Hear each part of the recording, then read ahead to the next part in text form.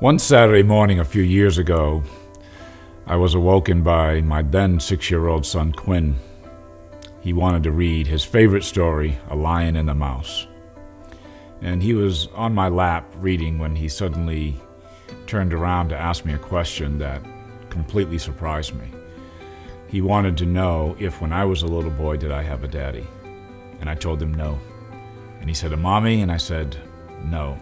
I can still remember the enormous confusion on his face. He didn't understand this world I was describing where there was not a mother and there was not a father.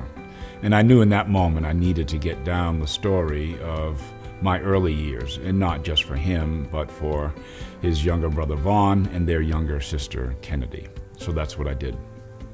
I titled it A Chance in the World, and I got that title from the diary entry of a babysitter who met me at 1.5 years old and said, "This situation's too desperate. This little boy doesn't have a chance in the world."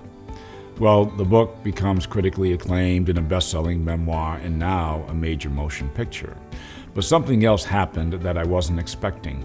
I began to hear the stories of others, both here in America and all across the world, people who were seeking their own chance in the world.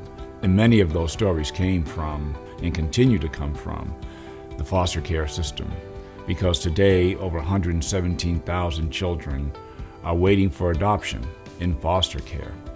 And unfortunately for many, their chance never comes.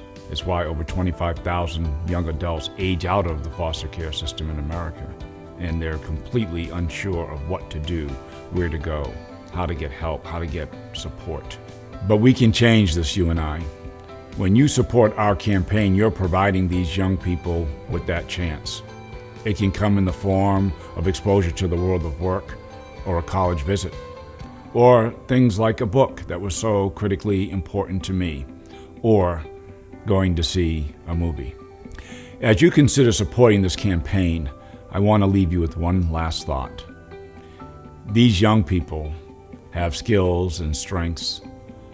They're resilient. They have a vision of a different life than the one that they're in. They've done nothing wrong. They're just looking for a chance in the world, a chance that you can provide. And when you do that, you affirm for them that all is not lost, that new beginnings are possible, and that you can create a new legacy. I certainly did, and they can too. Thanks for your support.